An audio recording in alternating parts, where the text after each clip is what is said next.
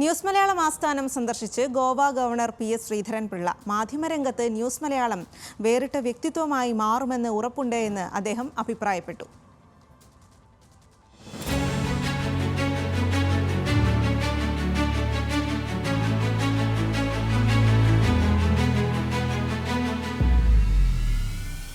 ഞായറാഴ്ച രാവിലെ 11 മണിയോടെയാണ് കൊച്ചി നെട്ടൂരുള്ള ന്യൂസ് മലയാളം ആസ്ഥാനത്ത് ഗവർണർ പി.എസ്. ശ്രീധരൻപിള്ള എത്തിയത്.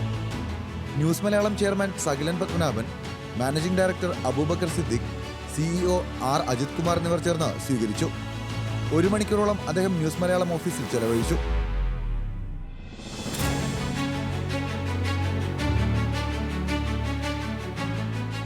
മലയാള മാധ്യമരംഗത്ത് വേറിട്ട പാതയിലൂടെ മുന്നേറാൻ ന്യൂസ് മലയാളത്തിന് സാധിക്കട്ടെ എന്ന് പി.എസ്. ശ്രീധരൻപിള്ള ആശംസിച്ചു. ന്യൂസ് മലയാളം ടെലിവിഷൻ പ്രത്യാശ നൽകുന്ന ഒരു ചാനൽ വിത്ത് എ ഡിഫറൻസ് എന്ന് ഞാൻ മനസ്സിലാക്കുന്നു.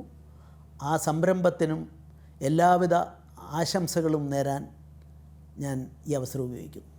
കേരള ഗവർണർ ആരിഫ് മുഹമ്മദ് ഖാന്റെ ആരാധകനാണ് താനെന്നും പി.എസ്. ശ്രീധരൻപിള്ള സന്ദർശനത്തിനിടെ വെളിപ്പെടുത്തി. ഞാൻ അദ്ദേഹത്തിൻ്റെ ആരാധകനാണ്.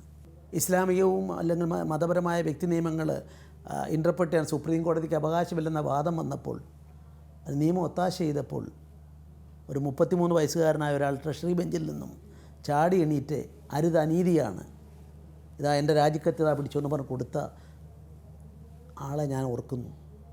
EMS ഉൾപ്പെടെയുള്ളവർ കോഴിക്കോട് അദ്ദേഹത്തിന് സ്വീകരണം കൊടുത്തത് ഞാൻ ഓർക്കുന്നു. ന്യൂസ് മലയാളം, കൊച്ചി.